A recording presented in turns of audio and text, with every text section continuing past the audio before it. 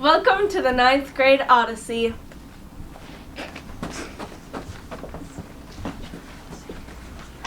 Scene 1. The story you're about to hear is one of the homesickness and hardships of the lengths one man took to reach his wife and family. The main character in our story is the mastermind behind the wooden horse and the Greek's final. So like him you are. I am sure he will return, and when he does, he will be proud of how well you've cared for me. You were just a boy when he went with the Greeks to forces to fight Troy. It's true that your father would wish for your strength of wit and might to restore your mother's honor. Great-eyed Athena, Revealed to you. lead me, great lady, and I will follow you. First, you must speak to the suitors, gather them together in assembly, and demand that they leave this place. Wasted. Take turns feasting at your own places until my mother's find has settled and she finished the woven burial shroud for my grandfather. How dare you speak to your guests in such a way? Telemachus, the bold manner in which you speak makes me believe you are being guided by the gods. Telemachus, take these 5 horses and chariot. You will surely hear news of your father if you visit the palace of fair-haired Menelaus. My sons will escort you to his kingdom. Telemachus, shining among men, we will come to Menelaus in a great day. His daughter and son are to be wedded away to the neighboring kingdoms. Much of rejoicing can be heard in the streets and formal passages of the battle. From whence Odysseus came. What of your mother, the queen? My mother waits patiently for his return. I give this parting gift, a great mixing bowl of silver with a rim of pure gold, forged by Something himself, god of fire and metal. Is with her handmaids where the river meets the ocean as a washing place to launder clothes.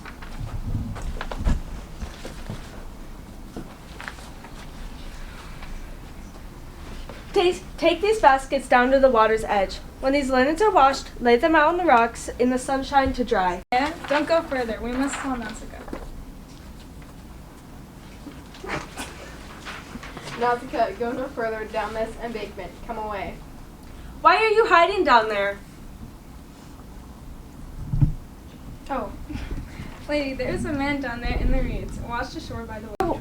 When you are well on your way, go into the town and ask anyone to direct you to the palace of Alcinous. Fair lady, I will do as you say. And Nausicaa and her handmaids take the mule cart.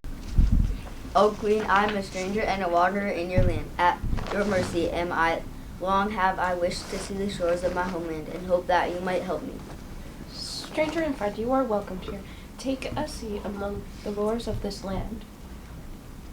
Afterward, tell us the story of how you came here. And so with a rapt attention, the leaders of Syria listen as a great warrior tells of his adventure and wandering. His story begins at the end of the reign of King Priam and at the end of the Trojan kingdom. Odysseus, eager to make a crushing blow to the end of the long war, supervises the building of the hollow-bellied giant wooden horse. Soldier, light a fire to signal the ships that the time is at hand. Soon the forces will enter the walls and Troy will be destroyed. The chiefs wait for the soldiers to arrive. And when they do, Odysseus opens the gates to the sleep with the gold from the royal treasury, jewels, silks, and furs. Anxious to get home after 10 long years of battle, Agamemnon, Odysseus, Menelaus, Diomedes, and the other go their separate ways on separate ships. It won't be long until the shores of Ithaca are in sight and our homes and families restored to us. The entire wealth of the Trojan kingdom is on board our ships. What a change it will bring to our people. We must drop some of our load. The Trojan gold weighs the most, but it is most valuable. I'm afraid the gemstones must be thrown overboard. Darn. There's nothing avoiding it. Rubies, emeralds, sapphires, and moonstones are dumped over the side of the ship. Rubies splash in the foam, sink in the waves, and flutter deep and catch the eyes of the naiads, the lovely sea nymphs relaxing in the sea of their father Poseidon. These sisters of the naiads. Who dares to lure off my gentle nymphs? They are not for mortal men. Poseidon called. These mortals, brazen and bold, have greatly offended my kingdom. Send them a gale wind of such force that for many days there be delay in their journey. Yes, Father. Aeolus sends a fierce blast.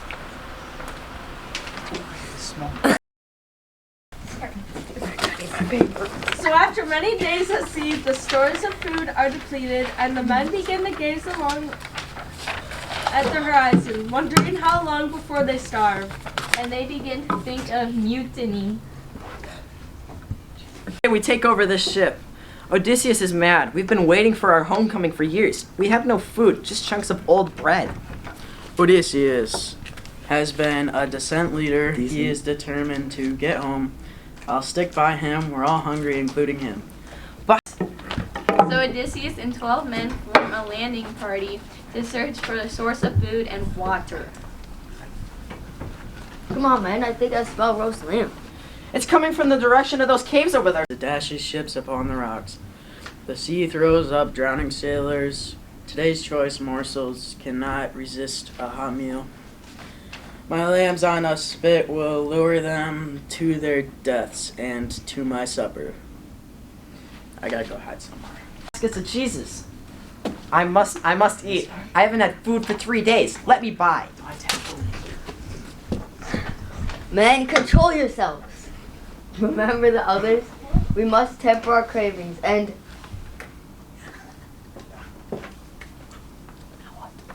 But before he can finish his sentence, he picks up 2 men, batches them together, and eats them ravenously. The other men cower in the corner whimpering.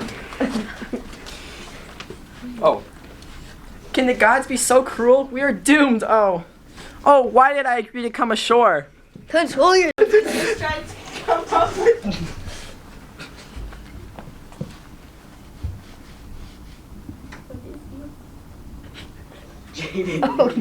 Oh, great one.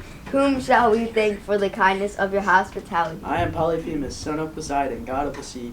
For so generous a host may I present for you enjoyment a deliciously sweet wine, very like ambrosia to one's palate.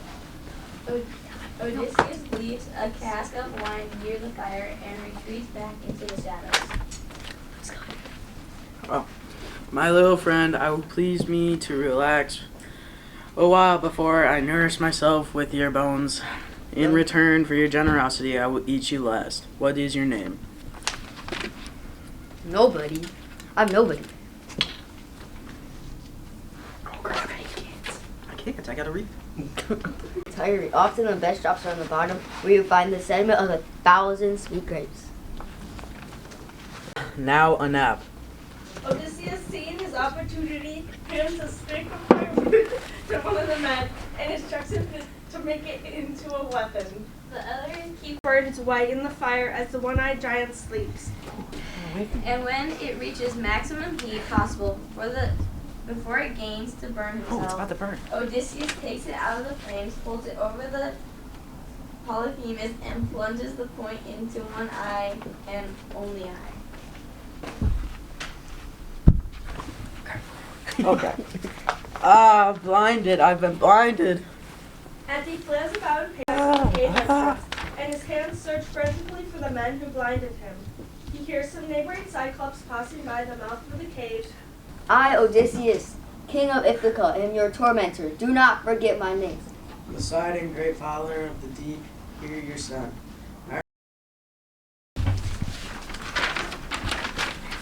On the 3rd day of sailing north from the island of Cyclops, the ship encounters a fortress made of bronze.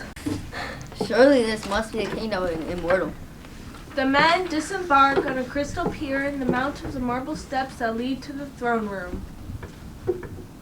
Oh wait, we have to get it. Son of Laertes and wanderer of the seas, I have heard tell of your troubles of the breezes that blow through our fortress.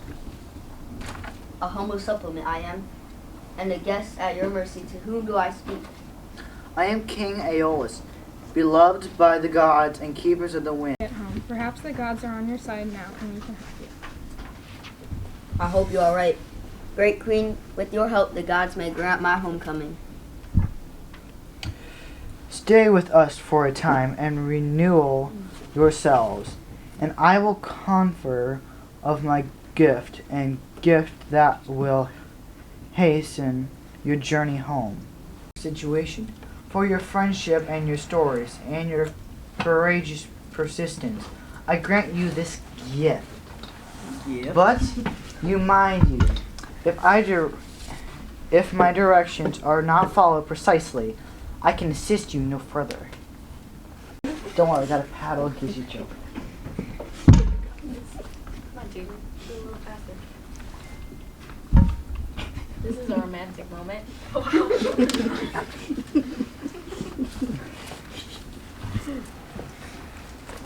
Any day now, Odysseus.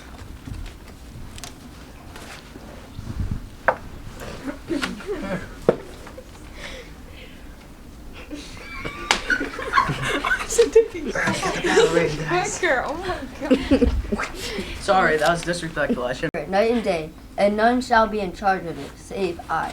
Be on your way, good man. Your family awaits your return. For 9 days and nights they sailed the sea, the boat flown freely by the west wind. Whoa! Right over there! I see it! I can see people tending their fires just because they're idiots. By mighty Zeus, I'm a grateful man. Yes, I am. And with that, Odysseus sits on the quoit of the robe, closes his eyes, and falls asleep. So exhausted is he. He is. Is he? I think he is. The men looked at him asleep. They looked at the mysterious bag he held tight in his chest. Wait a minute. I am certain Odysseus is carrying gold and jewels in that bag. He's not going to share it.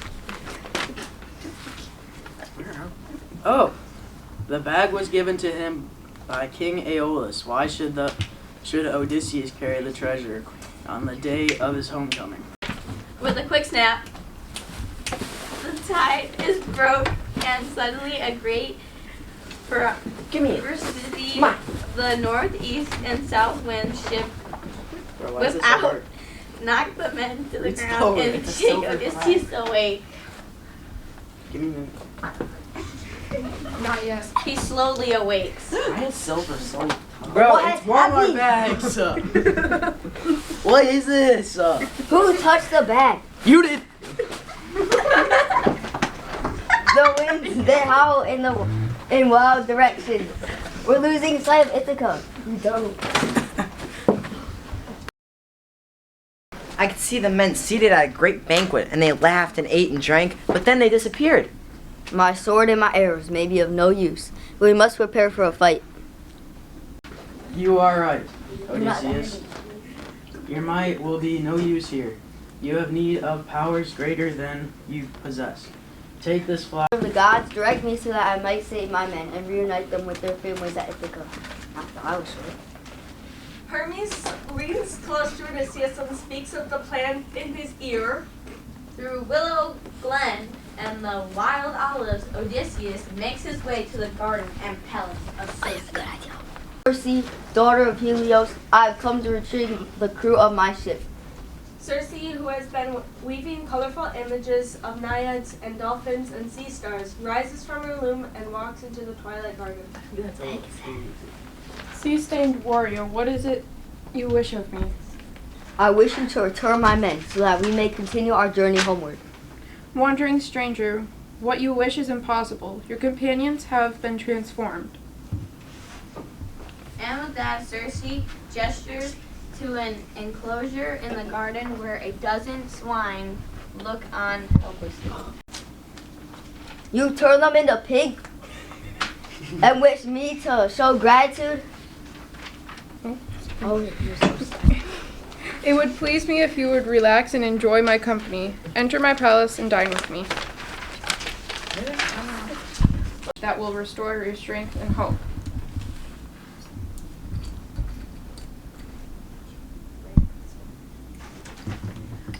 But to not this be beverage, Circe adds a magic potion and sets it down before him in a golden cup.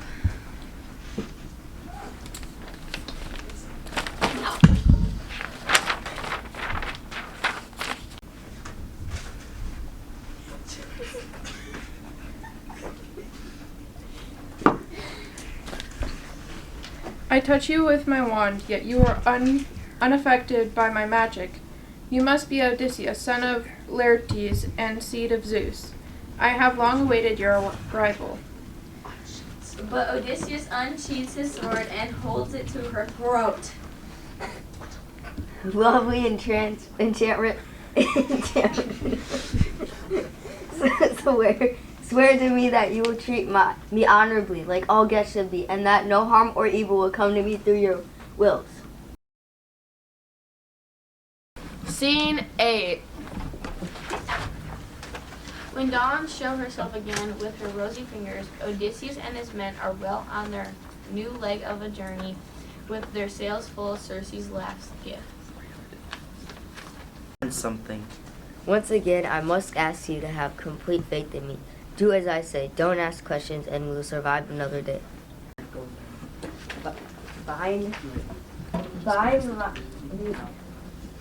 Bind me hand and foot, so that I am unable to loose myself. Do we have to actually tie him? Yeah. You can do it.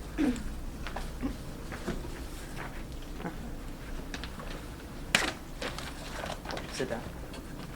Yeah. Sit down. Sit down. Because I told him to. There. Yard of the fortunate sailors. The men, awestruck with the beauty before them, move to the edge of the ship and lean into the wind, hoping to pick up the fragrance of the enchantresses. Come, brave wayfarers, we are sirens. Our song is sweet, none can resist.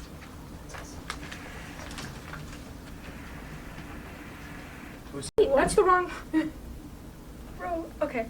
Our beauty surpasses any you have encountered, or ever will encounter in your lifetime. And though the men cannot hear them, they are indeed tempted. Odysseus stands firm against the mast, but is visibly shaken. Sing, sisters, your sweet song of sorrow and loss. Steady your arms. Charybdis, the fathomless whirlpool on one side, and Scylla, monster of unimaginable horrors, on the other. On your left, watch out. We're veering off course. Lean into the oars. Steady. A great hole in the sea is sucking us down. The ship is lost as the waves shallow up the last of the crew, and the hard gotten found destroyed, and then silence. Until finally a single man is spit up, and Odysseus is yet again washed ashore in a foreign land, and is yet again found by a lovely woman. She said go. Oh. How came you to our shores? Aurora is just now tinting the horizon for her master, the sun god Apollo. You can't have any more obstacles to overcome. Surely your trials did not end here. Tell us about Calypso. Who was she, and how did she treat you? Beaten down I was. I lost everything. And yet I constructed a sturdy raft, and with her blessing took to the wine blue sea. After 20 sun-scorched days, At last to your kingdom, but hasten not to your palace and to your wife, for though she waits your return, heavy is her heart and deep are her sorrows. For many years, suitors for her hand in marriage have camped out in your home. Great are their numbers, and they stand up the finest of youths.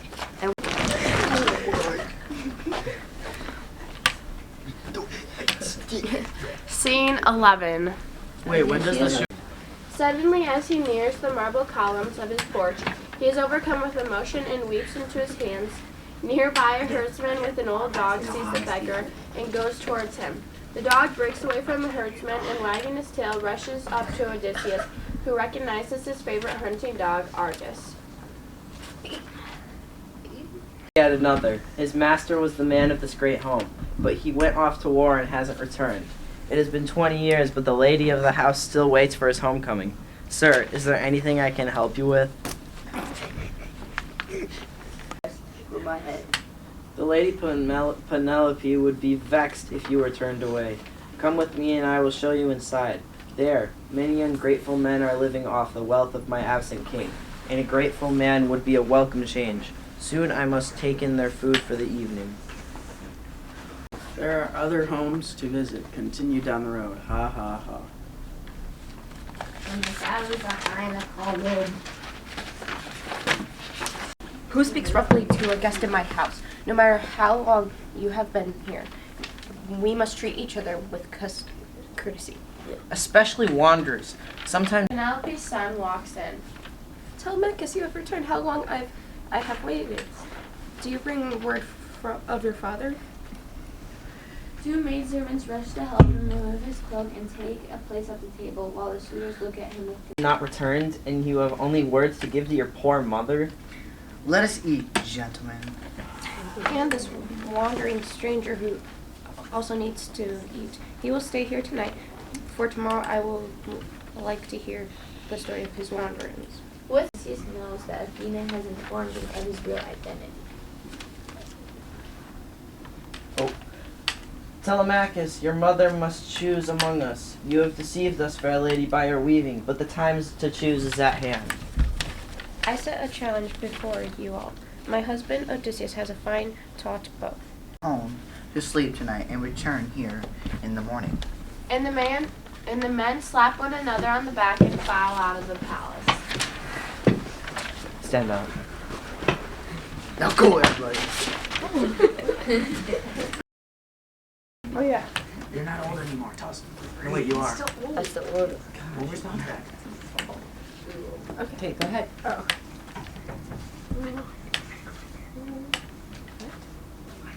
Yeah, get in the bathtub. You was the king.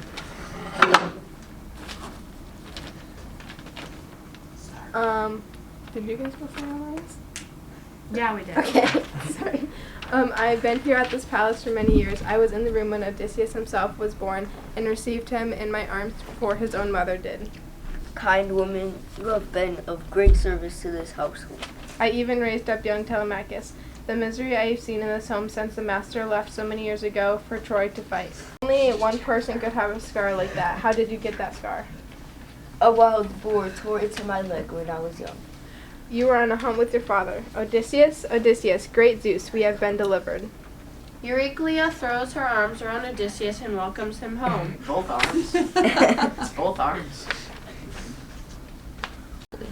Telemachus shows the men where they are to position themselves while they wait their turn, and from behind a column Athena watches and waits. Euryclea, take my mother and the maidservants to the inner chamber. This is not for gentle eyes to see. Now that the women are gone, you, sir, step forward and try your might. Gladly. He tries to string the bow but cannot. I can't do it. I'm embarrassed. Okay, it's my turn. Okay. Because the gods look with favor upon the house of my fathers, perhaps I will have luck. I don't have luck. You two have failed. Let us heat the bow and rub it with warm tallow. Perhaps it will bend easier. He puts tallow on the bow but fails to bend it.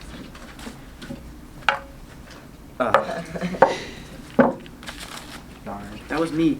No, wait, redo that. What was it? Yeah, because it says, I have long been a skilled bowman. Let me try. No, that's...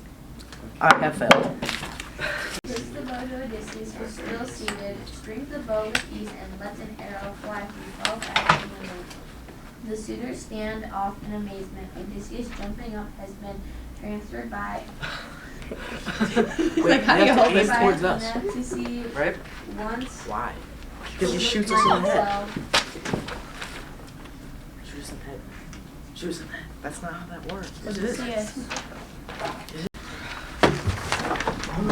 Dun, dun, dun. Okay.